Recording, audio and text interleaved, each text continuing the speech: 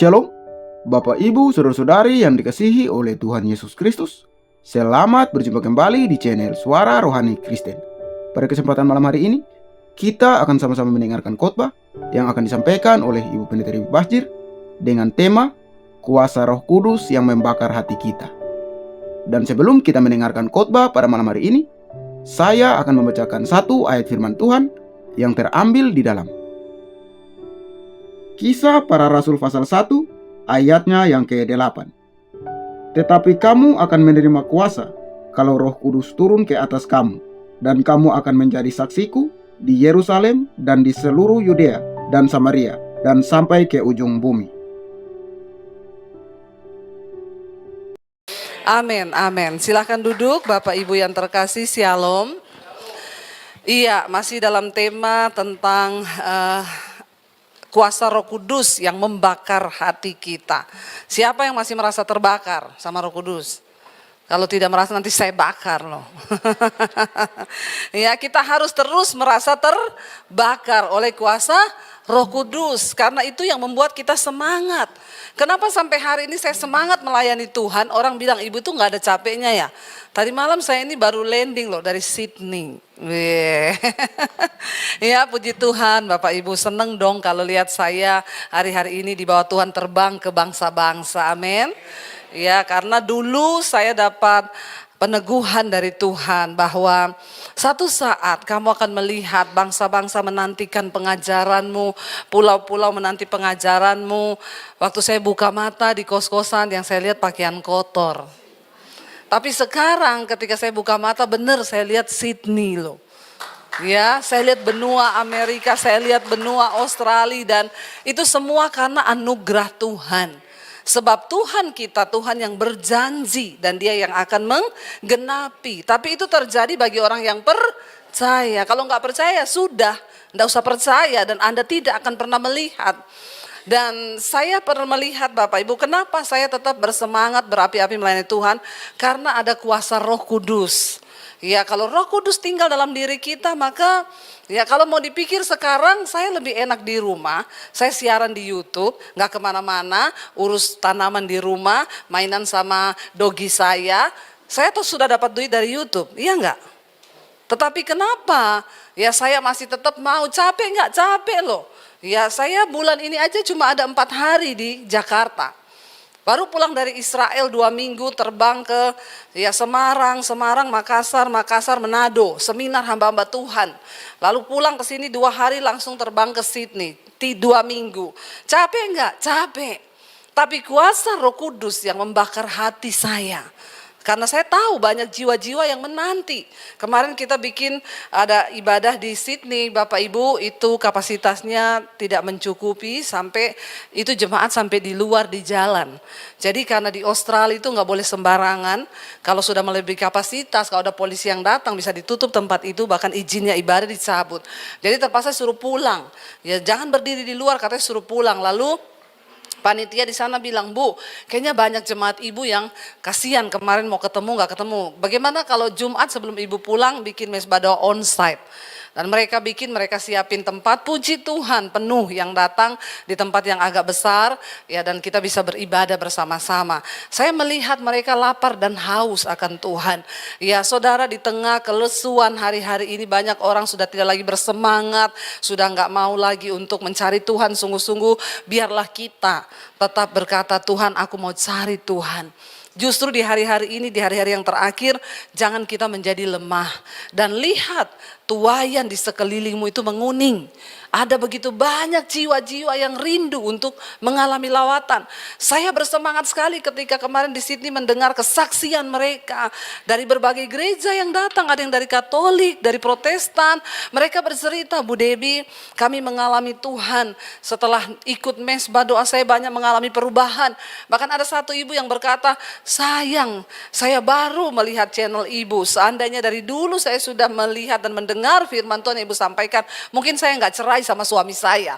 Ya, waduh, saya bilang sampai kayak gitu ya Bu. Iya, saya tuh dulu ternyata memang cerewet Bu. Saya nggak bertobat, makanya saya berantem terus sama suami dan akhirnya memutuskan cerai. Saya iyain aja. Saya belum mengerti firman. Padahal dari dulu Kristen. Dan ada begitu banyak orang yang tidak mengerti firman. Makanya kita perlu kuasa Roh Kudus. Agar kita bisa mengerti. Ya, kita baca Alkitab di rumah, kalau ada kuasa Roh Kudus, maka Roh Kudus yang akan menerjemahkan. Nah, hari ini bagaimana kita belajar dari Alkitab tentang hati yang terbakar oleh kuasa Roh Kudus. Tema firman Tuhan terambil dari Kisah Rasul pasal yang ke-8, ayat yang pertama sampai ayat 13. Ini panjang ayatnya ya. Penganiayaan terhadap jemaat di Yerusalem. Bapak Ibu ingat di Yohanes, di Injil Yohanes ya, ketika Yesus menyampaikan tentang pekerjaan penghibur, Yohanes pasal yang ke-16, di sana Yesus kasih tahu kepada murid, nanti akan datang saatnya kamu akan dianiaya. Orang-orang akan membunuh engkau dan mereka menyangka bahwa mereka berbuat bakti kepada Allahnya. Ya, tapi kali ini kalau aku cerita kamu belum dapat menanggungnya. Tunggu sampai Roh Kudus itu turun. Dan kalau Roh Kudus turun, Roh Kudus yang akan memberitahukan banyak hal-hal dan dia juga akan memberikan kamu kekuatan untuk menanggung setiap penderitaan yang harus kamu tanggung. Dan akhirnya terjadi setelah Kisah Para Rasul, Yesus naik kan sudah terangkat naik ke sorga. Mulailah mereka menunggu. Yesus bilang, kamu jangan dulu pelayanan sebelum kamu menerima kuasa dari Roh Kudus. Ya, karena Roh Kudus yang akan memberi kekuatan bagi setiap orang yang melayani Tuhan. Di dalam pelayanan itu banyak tekanan. Di dalam pelayanan itu banyak goncangan. Jangan kita pikir setelah masuk ke gereja, wah enak. Wah salah Bapak Ibu. Justru semakin kita masuk, semakin banyak tekanan. Ini yang atur soundman-nya mana ya? Bisa nggak suara saya agak digedein, agak ngebas. Jadi saya nggak kayak mak-mak yang lagi marah-marah ya. kayak mama yang ya, agak dibikin berwibawa gitu loh. Wah, ini kan lebih enak gitu ya. Jadi kita yang mendengar juga enggak berasa dimarah-marah ya. Haleluya ya. Saya tahu nggak enak, capek di telinga kalau dengar gitu ya. Jadi Bapak Ibu, enak kan? Soalnya saya lihat mukanya bapak-bapak ini sudah agak melihat ke saya ini agak capek ya begitu ya. Dengar saya bersemangat, situ nggak bersemangat. Sampai di mana tadi? Lupakan saya. Banyak tekanan, banyak tantangan. Makanya Yesus bilang kepada murid-muridnya, jangan kamu pergi melayani sebelum kamu terima kuasa Roh Kudus. Kenapa? Karena Yesus tahu akan ada tantangan. Dan benar di dalam Kisah Para Rasul kita lihat terjadilah pencurahan Roh Kudus di hari Pentakosta. Mereka menerima pengurapan Roh Kudus, berbahasa lidah, bahkan mereka mulai terima hadirat Tuhan, kuasa Tuhan, nubuatan, mulai ada penglihatan. Itulah kuasa dari manifestasi Roh Kudus.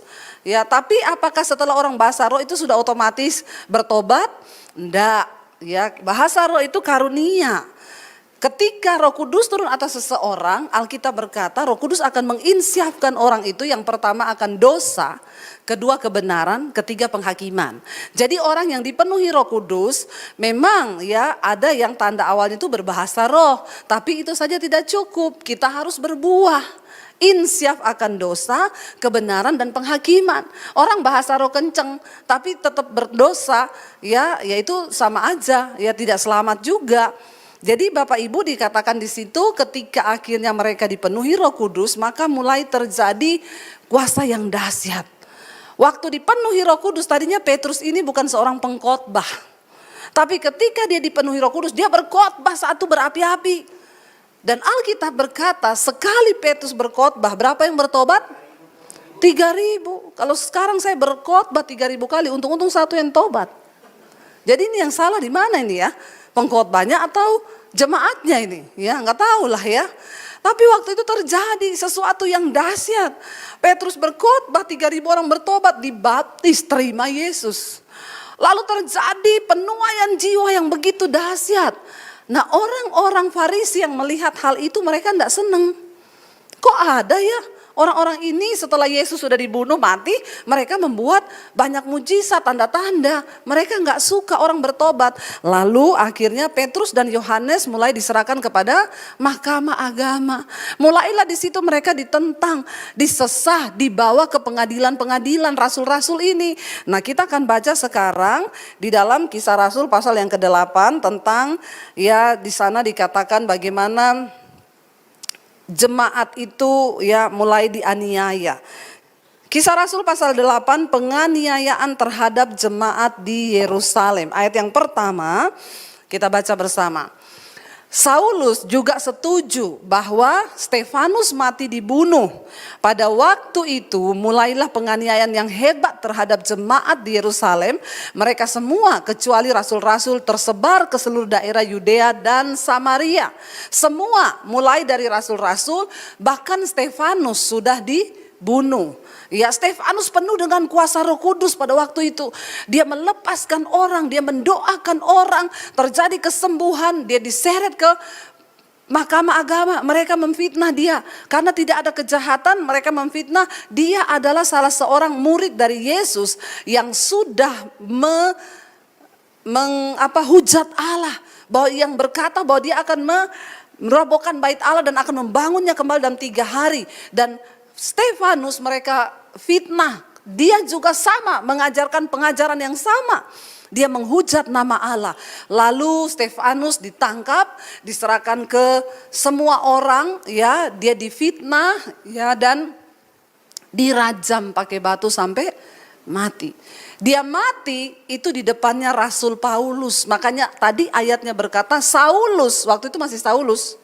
Ya, Saulus juga setuju bahwa Stefanus mati dibunuh karena Saulus melihat Stefanus mati di depan matanya dan dia berdoa sambil mengangkat tangan berkata, "Ya Tuhan Yesus, kepadamu aku serahkan rohku dan jangan perhitungkan dosa ini kepada mereka. Jangan tanggungkan dosa ini pada mereka." Itu Saulus melihat dengan mata kepalanya. Makanya di sini ayat ini berkata, Saulus yang waktu itu masih Saulus dan dia menjadi Paulus setuju bahwa Stefanus mati dibunuh. Pada waktu itu mulailah aniaya yang hebat terhadap jemaat di Yerusalem. Mereka semua kecuali rasul-rasul, karena rasul-rasul itu tersebar ke seluruh Yudea dan Samaria. Tapi yang ada di Yerusalem semua dianiaya. Bapak Ibu, aniaya apa yang sedang engkau alami hari ini? Kita belum mengalami aniaya fisik seperti pada jemaat dulu. Makanya teruslah berdoa bagi bangsa Indonesia, amin. Supaya bangsa ini diluputkan dari hal-hal. Ya, kemarin saya ke Australia, ada seorang yang berkata gini, "Bu, kalau terjadi apa-apa, tempat yang paling aman untuk ibu lari itu Australia, ini masih aman, Bu." Saya bilang, "Kenapa kamu berpikir mau lari ke Australia?" Ya, kalau memang Tuhan izinkan, ya lari di kaki Tuhan. Ya, ini udah banyak yang bertanya, "Bu, gimana 2024 ini menurut Ibu?" Saya kayaknya mau cari-cari rumah murah di Bali, Bu. Kita harus siapkan diri untuk tempat lari. Mau lari kemana? Ya, larilah dalam hadirat Tuhan. Makanya dari sekarang jangan jadi Kristen santai. Doakan bangsamu, doakan kotamu. Tangisilah bangsa ini di hadapan Tuhan. Karena doa kita itu didengar oleh Tuhan. Ketika kita berdoa meratap kepada Tuhan, maka Tuhan turut bekerja. Amin. Doakan untuk pemilu 2024 ya, supaya tidak terjadi apa-apa. Ya, nggak usah lari ke Australia, lari kemana, lari ke sini. Orang kalau udah kebanyakan duit sibuk cari tempat lari. Kalau sudah waktunya mati ya, amin. Biar kepleset di kamar mandi juga mati. Nggak usah lari kemana-mana. Lari di kaki Tuhan. Pada waktu itu kejadian yang Yesus omongin di Injil Yohanes pasal 16. Bahwa akan ada aniaya besar. Lalu kita baca ayat yang berikutnya, saudara. Ayat 2. Orang-orang saleh menguburkan mayat Stefanus serta meratapinya dengan sangat. Kira-kira bagaimana keadaan jemaat waktu itu? Tertekan? Ya, mereka percaya Yesus, baru bertobat, dipenuhi Roh Kudus, tiba-tiba tantangan datang. Saya selalu berkata, orang itu kalau imannya benar pasti ada tantangan. Katakan amin. Kalau engkau nggak pernah mengalami tantangan karena imanmu, berarti engkau belum benar imanmu. Tantangan itu apa? Entah dari pihak keluarga, dari pihak siapa aja, pasti akan ada tantangan. Itu iman yang benar. Ya, kalau engkau benar bertumbuh loh. Pasti ada orang sekelilingmu. Kemarin saya ketemu dengan seorang wanita. Dia bertobat dari lingkungannya. Hidup dalam kenajisan, lesbian. Dia cerita ke saya. "Bu, saya bertobat tapi saya dapat tantangan, diteror sama komunitas saya yang lama." Saya bilang, "Yes, itu artinya imanmu benar." Ya, kalau kamu nggak ada tantangan tuh nggak benar berarti. Nggak apa-apa, teruslah berjuang untuk hidup dalam kebenaran. Ya, Tuhan pasti akan beri kamu kekuatan. Kalau Roh Kudus ada dalam dirimu, maka engkau pasti kuat. Ya, karena itu Tuhan izinkan jemaat-jemaat di Yerusalem itu mengalami itu. Mereka menguburkan Stefanus, ya, dan mereka sangat mengalami sedih. Lalu ayat yang berikutnya dikatakan di sana, tetapi siapa? Saulus nih belum bertobat, belum dipenuhi Roh Kudus, berusaha membinasakan jemaat itu, dan ia memasuki rumah demi rumah dan menyeret laki-laki dan perempuan keluar dan menyerahkan mereka untuk dimasukkan ke dalam penjara. Ini loh Saulus yang akhirnya dijamah Roh Kudus menjadi Paulus. Pada akhirnya kita tahu Paulus rela mati untuk nama Yesus. Tapi ketika dia belum dijamah Roh Kudus, dia membunuh jemaat-jemaat. Dibayangkan Bapak Ibu, dia masuk dari rumah ke rumah. Tertekan gak waktu itu orang Kristen? Tertekan, sangat. Dia masuk dari rumah ke rumah, dia seret. Kamu benar pengikut Yesus, sini kamu keluar. Dibawa ke penjara. Dan mereka tidak berdaya, karena pada waktu itu memang pemerintah juga melarang. Ya, dan kita lihat Saulus. Dan dia berkata, dulu aku ini penganiaya dan bagiku itu adalah sebuah keuntungan. Makanya dia bisa menulis, apa yang dulu merupakan keuntungan bagiku, sekarang semua itu kuanggap rugi. Karena pengenalan akan Yesus Kristus Tuhan itu membuka mata hatinya. Dan Yesus sudah bilang kepada mereka, ada saatnya orang akan membunuh kamu. Dan mereka berpikir mereka berbuat bakti kepada Allahnya. Termasuk Stefanus akhirnya dibunuh. Lalu kita lihat ayat berikutnya saudara. Mereka yang tersebar itu menjelajah seluruh negeri itu sambil apa? Saya mau tanya, mereka sudah dengar nggak ada penganiayaan yang hebat? Sudah. Tapi itu tidak cukup membungkam mulut mereka untuk memberitakan Injil Yesus Kristus. Yes, kenapa? Karena ada kuasa Roh Kudus. Lihat. Waktu Roh Kudus ada dalam diri kita, bahkan kita tidak bisa ditutup mulutnya untuk memberitakan siapa Yesus. Kita seperti orang yang jatuh cinta, kita cerita tentang Tuhan. Kita ceritakan tentang berita keselamatan itu. Bapak Ibu, saya mau bilang di sekelilingmu itu tuaian sudah menguning. Engkau harus pergi untuk menuai jiwa-jiwa. Ayo siapkan dirimu menjadi penuai. Di akhir zaman, gak perlu masuk ke sekolah Alkitab, gak perlu jadi pendeta dulu. Lihat tuaian di sekelilingmu, ya. Dan itu tidak menyurutkan mereka yang tersebar untuk memberitakan nama Yesus, memberitakan Injil Kerajaan Allah. Dikatakan di sana tadi, ya. Dan apa? Mereka yang tersebar itu menjelajah seluruh negeri sambil memberitakan Injil. Ini ayatnya nggak usah dihilangkan, bisa nggak ya? Atau makan listrik atau makan kuota kalau ditayangkan terus ya. Mereka yang tersebar itu menjelajah ke seluruh negeri sambil memberitakan Injil. Takut? No. Ada apa? Roh Kudus. Roh Kudus memampukan mereka untuk tidak takut memberitakan Injil Kerajaan Allah. Ayat yang berikutnya berkata, dan Filipus pergi ke suatu kota di Samaria dan memberitakan Mesias kepada orang-orang di situ. Ya, dia tidak takut. Dia dengar orang-orang Kristen sudah dianiaya. Dia cepat-cepat pergi ke Samaria. Seolah dia berpacu dengan waktu.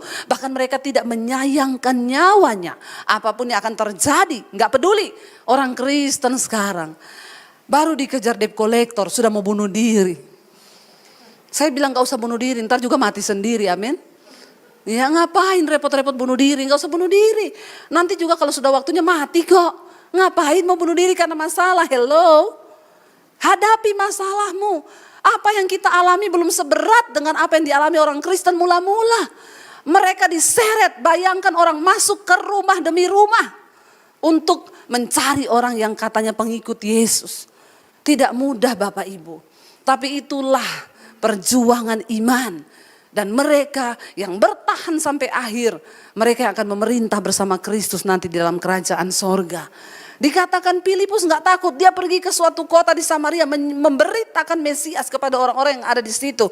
Ayat berikutnya berkata, Ya, ketika orang banyak itu mendengar pemberitaan Filipus dan melihat tanda-tanda yang diadakannya, mereka semua dengan bulat hati apa? Menerima apa yang diberitakannya itu. Ya, mereka semua terima. Apa yang diceritakannya, Injil itu terbuka. Makanya kita berdoa sekarang buat para pengkhotbah agar ada Roh Kudus dalam pemberitaan firman. Supaya orang yang mendengar itu terbuka hatinya untuk menerima. Semua butuh Roh Kudus, sebagai pengkhotbah pun butuh Roh Kudus. Kalau tidak ada Roh Kudus, orang khotbah biar mau sepintar apapun kosong, tidak bisa menembus sampai ke dalam jiwa. Tapi ketika ada Roh Kudus yang mengurapi hamba Tuhan itu, maka Injil itu terbuka bagi semua orang. Ya, apa yang menyenangkan hati saya ketika saya mendengar orang-orang berkata, Bu, saya berubah, Bu, ketika mendengarkan khotbah-khotbah. Saya berubah, saya bertobat. Saya ini dulu seorang pesina, saya ini dulu seorang pelacur, saya mendengar banyak, saya homoseksual, saya lesbian, saya mendengar khotbah Ibu, saya bertobat. Itu yang menyenangkan hati. Kenapa orang bisa bertobat? Karena ada kuasa Roh Kudus. Lalu syaratnya Roh Kudus menyertai, ya kita harus hidup di dalam kekudusan. Ya, dan dikatakan di sana semua orang membuka hati dengan bulat hati menerima apa yang diberitakannya. Ayat berikutnya 7 berkata, sebab dari banyak orang yang kerasukan roh jahat, keluarlah roh-roh itu sambil berseru dengan suara nyaring, suara keras. Dan banyak juga orang lumpuh dan orang timpang yang disembuhkan. Lihat, ya kuasa Roh Kudus bekerja dengan dahsyat. Ya, apa yang sering kali kita nggak pikirkan. Makanya kenapa waktu kita berdoa tiba-tiba orang kerasukan, tiba-tiba orang mengalami manifest, ya, karena ada sesuatu yang keluar dari dalam diri mereka. Ternyata banyak orang dia duduk manis di gereja setiap hari Minggu, tapi di dalamnya itu bukan dia yang memerintah, tapi kuasa roh jahat. Ya, seperti kesaksian seorang ibu yang saya cerita, suaminya perokok berat, penjudi, ya peminum. Ternyata waktu dia berdoa puasa, suaminya kerasukan. Dan dia baru tahu selama ini yang ada dalam diri suaminya itu bukan dia. Makanya mental terus setiap dengar firman. Akhirnya istrinya berpuasa, Roh Kudus bekerja, suaminya dilepaskan. Ya, lihat di sini dikatakan keluar roh-roh jahat, banyak orang kerasukan. Ya, dan roh jahat itu keluar sambil berseru dengan suara nyaring dan keras. Banyak juga orang lumpuh, orang timpang yang disembuhkan karena kuasa Roh Kudus. Dan ayat yang berikutnya ayat 9 berkata di sana, maka sangatlah besar sukacita dalam kota itu. Walaupun ada aniaya, tapi sukacita yang dari Roh Kudus itu berbeda. Makanya Yesus berkata, Roh Kudus itu penghibur, Roh Kudus itu penolong. Orang yang sudah hidup dalam kuasa Roh Kudus, Roh Kudus akan menjadi penghibur yang sejati. Enggak ada lagi sesuatu yang lebih hebat daripada penghiburan Roh Kudus. Saya dulu suka ke kafe-kafe, saya suka nyanyi di kafe dulu saya sebelum bertobat. Bagi saya itu penghiburan. Tapi setelah saya mengenal Tuhan, dipenuhi Roh Kudus, itu semua sampah. Enggak ada lagi yang bisa menghibur hati saya. Saya dan suami kadang kita ngobrol-ngobrol gini. Ya, kayak kemarin kita di Sydney kita bilang, saya orang-orang dunia itu ya. Saya kebetulan kemarin dikasih hotel 3 hari terakhir di Hotel Star. Itu sampingnya kasino.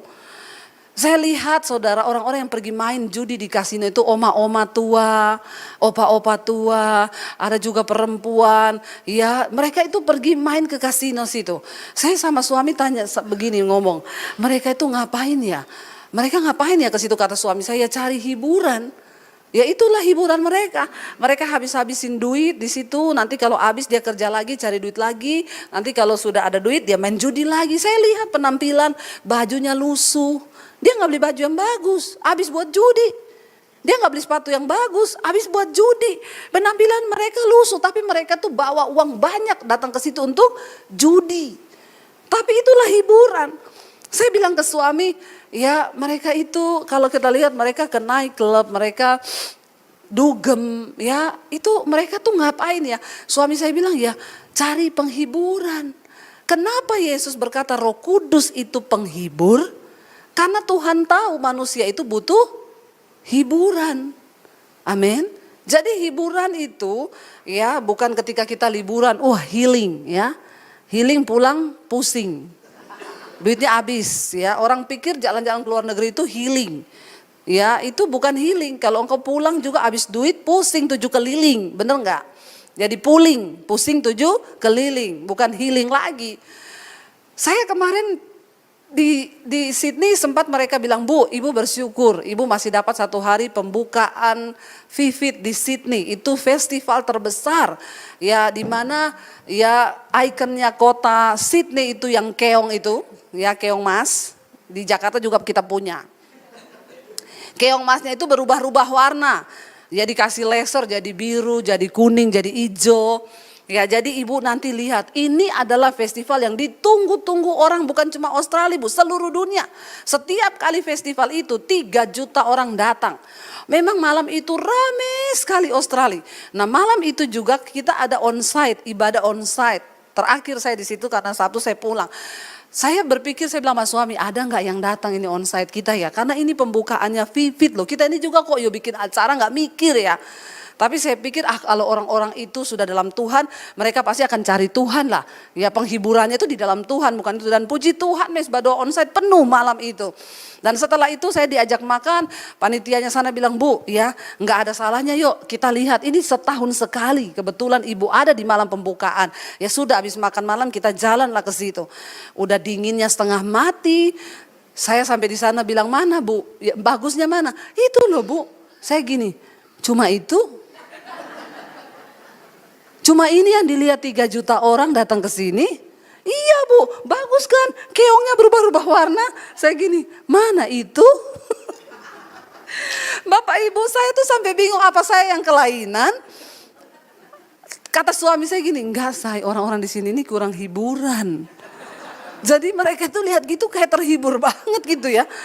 Saya sampai berpikir ya, apa karena kita ini punya Roh Kudus ya, jadi penghiburan benar-benar itu di dalam Tuhan. Kita biar di kamar hotel aja, ada sukacita, damai sejahtera, itu sudah terhibur kita. Ya, jadi saya berdua sama suami, kita nggak perlu ke night club, kita nggak perlu, ada orang-orang kalau belum bertobat si anak-anak Tuhan, saya dengar dulu ada yang cerita, kita ke Bangkok Bu, ini pelayan Tuhan semua. Tapi sebagian teman-teman pergi ke hiburan yang itu loh Bu, tontonan-tontonan bugil. Saya bilang tuh orang dipenuhi roh kuda liar begitu. Ya, kalau Roh Kudus itu kamu ndak akan bisa melakukan yang begitu. Walaupun engkau di luar negeri, di luar planet, sekalipun di luar angkasa, nggak ada manusia yang lihat, engkau nggak akan tega berbuat seperti itu karena ada Roh Kudus di hatimu, amin. Ya, nggak usah kayak gitu, kita ini belanja kelebihan dikit aja udah Roh Kudus gini, sudah terlebih-lebih ini belanja mau yuk bertobat, ampuni saya Tuhan. Ya, karena Roh Kudus itu sudah menjadi penghiburan. Jadi nggak ada lagi, saya melihat gini, ya ampun cuma festival kayak gini. Dilihat orang 3 juta, cuma itu keong berubah-ubah warna, terus lampu-lampu di gedung, saya pikir biasa aja ya. Dan kayaknya kalau cuma untuk datang buang uang, lihat itu terbang naik pesawat, 3 juta orang datang ke sana, aduh kayaknya enggak banget ya. Tapi bagi orang itulah penghiburan, kita bersyukur enggak jadi orang Kristen. Amin. Penghiburan yang sejati itu Roh Kudus. Kita di kamar aja nyanyi, netes air mata, mengalami sukacita Tuhan, itu udah cukup. Tidak terbayarkan dengan engkau pergi ke Bangkok, kemana-mana. Amin. Kalau engkau punya uang berlebih, jalan-jalan ke luar negeri, it's okay lah. Saya sama suami jalan-jalan tuh selalu dibayarin. Makanya puji Tuhan, haleluya 12 kali kan. Tapi jangan iri sama saya. Ya. Karena itu semua Tuhan yang sediakan. Kemarin kami perjalanan ke sana itu nggak keluar uang 1 sen pun, ya. Bahkan di Sydney semua ngajak saya makan yang punya restoran ini itu, Bu. Saya jemaat Mesbah Doa. Ibu mau nggak makan sini, Bu? Mau. Saya diajak makan di restorannya Chef Arnold, Reynolds itu yang lagi in banget di sana. Ternyata omanya sama mamanya pendengar Mesbah Doa garis keras. Dia yang bilang sama saya sih, Bu kita ini garis keras pendengar Mesbah Doa. Pokoknya kalau terlewat 1 malam rasa ada yang hilang Bu.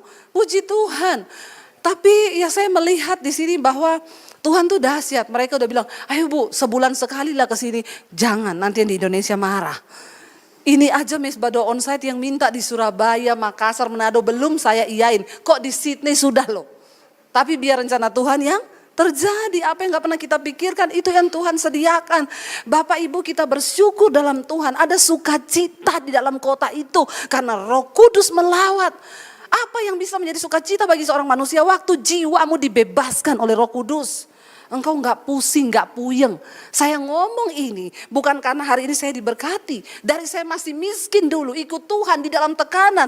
Ada sukacita di hati karena ada Roh Kudus, amin. Saya pernah merasakan semua yang tertulis ini. Saya pernah ada dalam tekanan yang antara mati atau hidup ketika saya ketahuan jadi Kristen oleh keluarga. Tapi ada sukacita dan kekuatan dan rasanya saya berkata, Tuhan aku mati pun tidak apa-apa. Yang penting aku tetap percaya kepada Yesus. Wow, jadi ini bukan bohong. Ini benar-benar saya alami. Roh Kudus memberi kita kekuatan untuk menjalani setiap persoalan dan tantangan. Ayat berikutnya dikatakan, seorang yang bernama Simon telah sejak dahulu melakukan sihir di kota itu dan menakjubkan rakyat Samaria serta berlagak seolah-olah ia orang yang sangat penting. Jadi ada namanya Simon, dia tukang sihir. Sehingga di kota itu semua tahu dia tukang sihir, peramal, jago, ya, dan dia berlagak seperti orang yang sangat penting. Tapi apa yang terjadi ketika Roh Kudus menjamah? Baca ayat yang selanjutnya, ayat 10. Semua orang besar kecil mengikuti dia dan berkata, orang ini adalah kuasa Allah yang terkenal sebagai kuasa besar.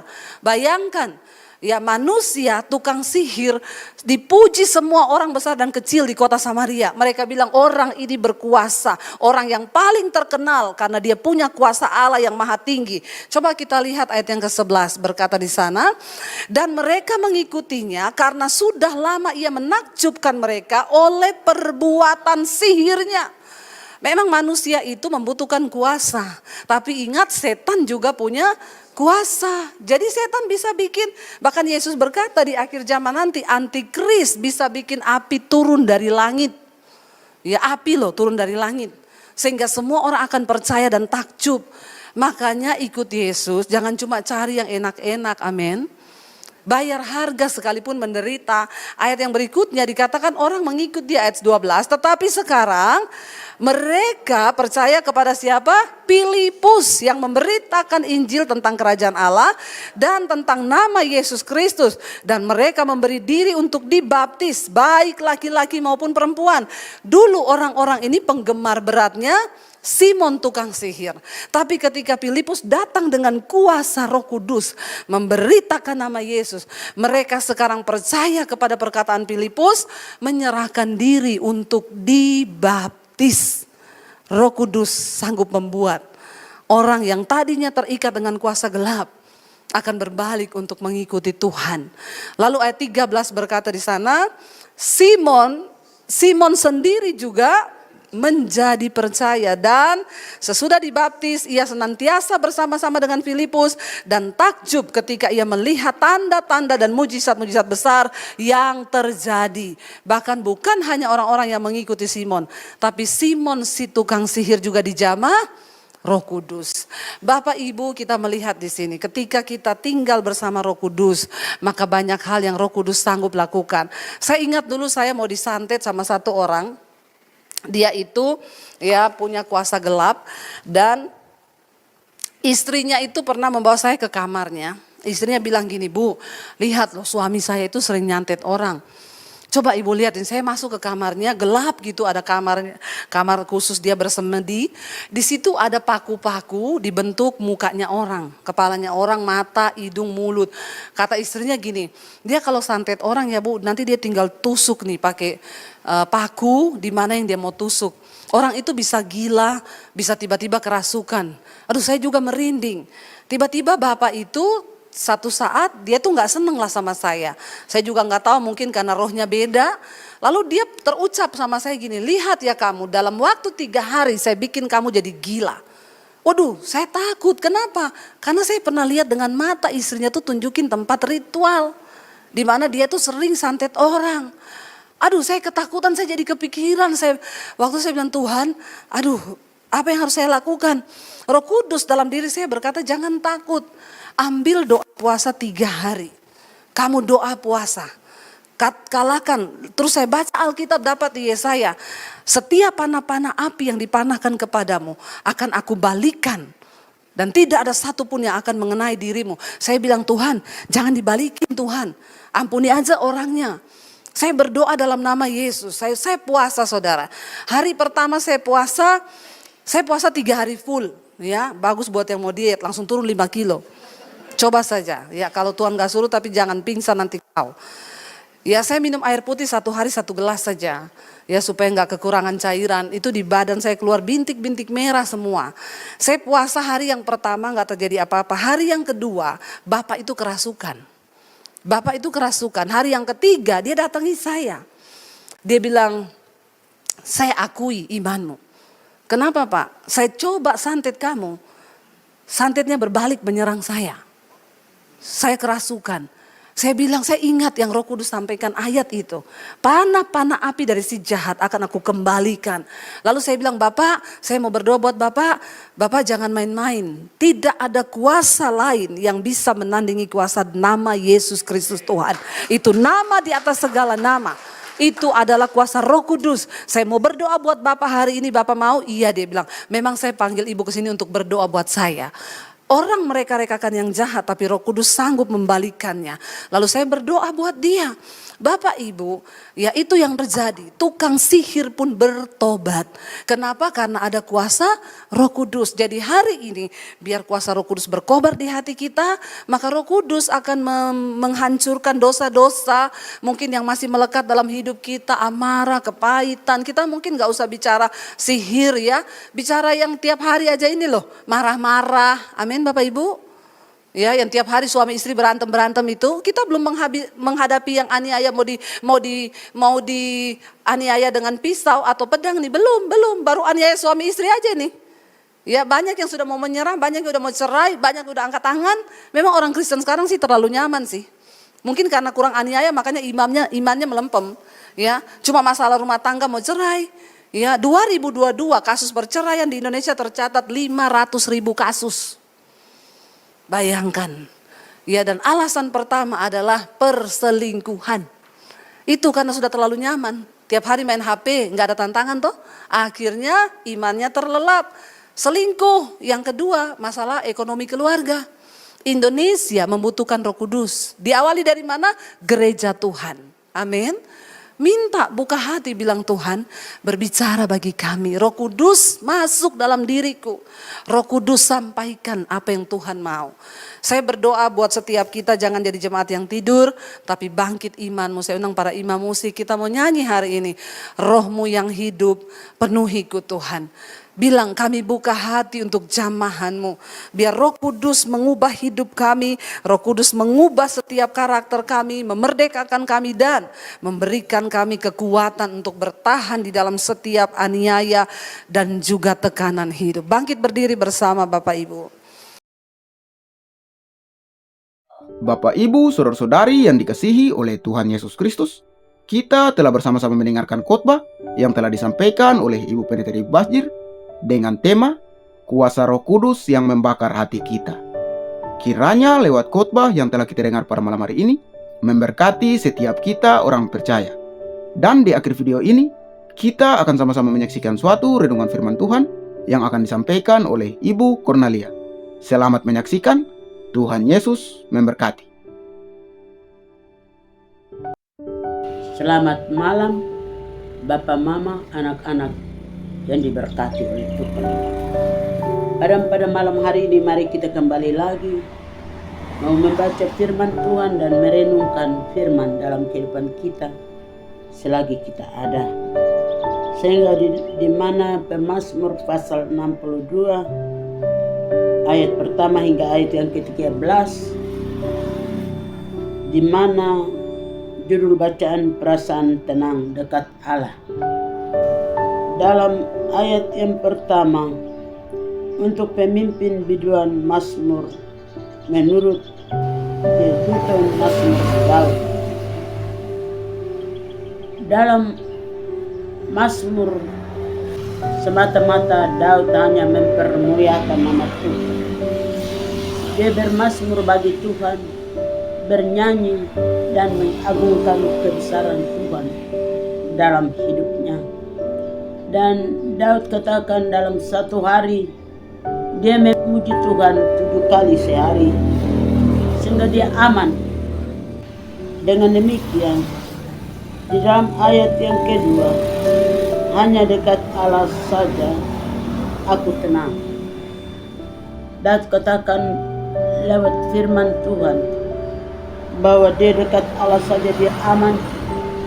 Tidak ada yang mengganggu buat pribadi daripada Daud bersama Tuhan. Tuhan yang beracara, Tuhan yang melakukan segala sesuatu di dalam hidup daripada Daud. Daud orang yang sudah dipilih oleh Tuhan, yang sudah diutus oleh Tuhan, sehingga dalam kehidupan pribadi daripada Daud, dia katakan daripadanya keselamatanku. Dia berupaya mendekatkan diri kepada Tuhan karena dia mau selamat, karena dia tahu bahwa keselamatan hanya datang daripada Tuhan. Dengan demikian, pada saat malam hari ini, mari kita mau mendengarkan firman Tuhan lewat ayat yang ketiga. Hanya dialah gunung batuku dan keselamatanku, kota bentengku, aku tidak akan goyah.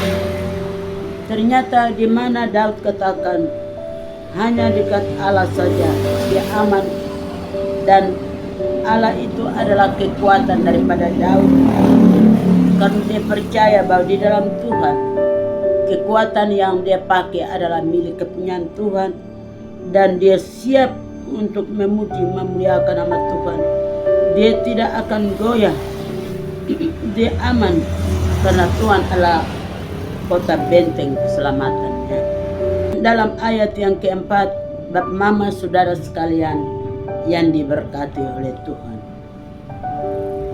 di mana lewat firman ayat yang keempat, berapa lamakah kamu hendak menyerbu seseorang, hendak meremukan dia dari kamu sekalian, seperti terhadap dinding yang miring, terhadap tembok. Ternyata di mana firman ini katakan, berapa lama lagi kamu diserbu, kamu digoyahkan, kamu akan digoncang. Tetapi walaupun angin badai datang menghimpit akan Daud, bersama Tuhan tidak ada yang mustahil. Dengan demikian, pada saat malam hari ini, walaupun beribu-ribu laksa mencari jalan untuk mau menjatuhkan Daud, ternyata dia tetap kuat. Dia tidak akan goyah, dia tidak rasa panik, tidak mundur, karena bersama Tuhan, Tuhan yang membela dia.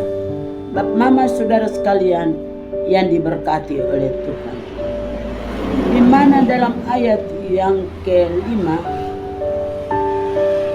mereka hanya bermaksud menghempaskan dia dari kedudukannya yang tinggi. Mereka suka kepada dusta, dengan mulutnya mereka memberkati, tetapi dalam hatinya mereka mengutuki. Ternyata Daud seorang raja yang sudah dipilih oleh Tuhan. Walaupun dia dikejar, dia tetap kuat, karena dia tahu bahwa Tuhan di pihak dia, siapa lagi yang melawan. Diri pribadi daripada Daud, dia diberkati, dan dalam firman dia katakan bahwa di dalam Tuhan tidak ada yang mustahil, dan bersama Tuhan musuh dan seteru akan mundur, dan Daud dia tetap tegak berdiri. Sehingga di dalam ayat yang ke-6, Bapak Mama Saudara sekalian yang diberkati oleh Tuhan, di mana dia katakan, hanya pada Allah saja kiranya aku tenang, sebab daripadanya lah harapanku. Bapak Mama Saudara sekalian yang diberkati oleh Tuhan, dia aman bersama dengan Tuhan. Tuhan selalu senantiasa menopang dia, menjaga dia, dan harapan daripada Daud semata-mata kepada Tuhan. Dengan demikian, pengharapan daripada Daud tidak kepada manusia. Dalam firman dia katakan, jangan percaya kepada para bangsawan, jangan percaya kepada manusia, tetapi percayalah kepada Tuhan, maka Ia akan membebaskan. Dengan demikian, di dalam ayat yang ke-7, Bapak Mama Saudara sekalian yang diberkati oleh Tuhan, dia katakan, hanya Dialah gunung batuku dan keselamatanku, kota bentengku, aku tidak akan goyah. Hanya Tuhan saja yang dekat, mendekatkan diri kepada Allah, dan dia akan selamat. Dia percaya bahwa Tuhan adalah gunung batu keselamatan, kota benteng daripada Daud, maka dia tidak akan mundur, tetapi dia tetap tenang dekat kepada Allah. Pada ayat yang ke-8, pada Allah ada keselamatanku dan kemuliaanku, gunung batu kekuatanku, tempat perlindunganku ialah Allah. Ternyata Daud katakan dia tetap dekatkan diri kepada Allah, sebab Tuhan adalah gunung batu keselamatan, dan Allah itu adalah kekuatan daripada Daud, sehingga dia tetap percaya apapun yang terjadi, dia tetap tenang bersama-sama dengan Tuhan. Sehingga dalam ayat yang ke-8, percayalah kepadanya setiap waktu, hai umat, curahkanlah isi hatimu di hadapannya. Allah ialah tempat perlindungan. Allah adalah tempat perlindungan dan kekuatan daripada Daud. Maka dengan sendirinya dia tetap maju bersama dengan Tuhan. Walaupun dia sendiri, tidak ada keluarga yang bisa membela dia, tetapi Allah itu sendiri menjadi kekuatan. Bapak Mama Saudara sekalian yang diberkati oleh Tuhan, di dalam ayat yang ke-10, hanya angin saja orang-orang yang hina, suatu dusta saja orang-orang yang mulia, pada neraca mereka naik ke atas, mereka sekalian lebih ringan daripada angin. Ternyata kita manusia adalah angin, dan tidak ada kekuatan seberapapun yang ada pada kita kecuali bersama dengan Tuhan. Bapak Mama Saudara sekalian yang diberkati oleh Tuhan, apabila kerinduan kita hanya kepada Tuhan, Tuhan yang bisa membela kita, Tuhan yang memberikan ketenangan bagi kita, dan kita merasa aman.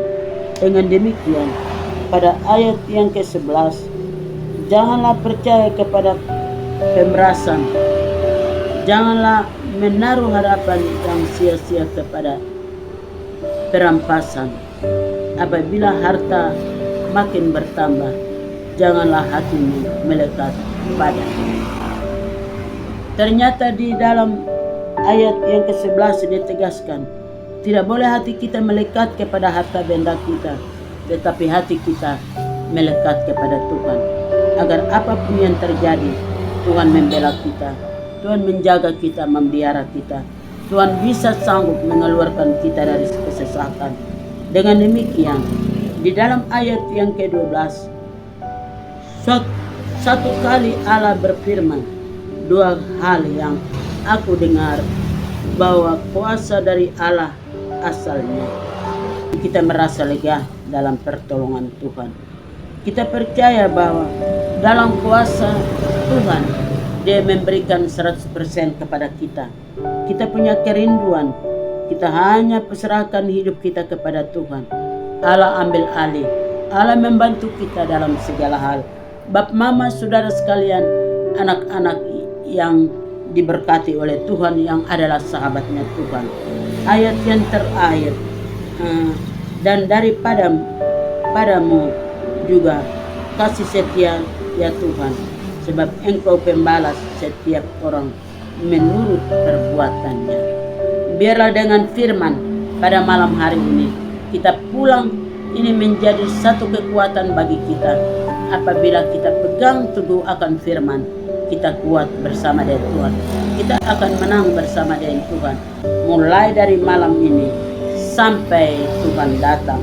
Di dalam nama Bapa, Anak, dan Roh Kudus. Amin.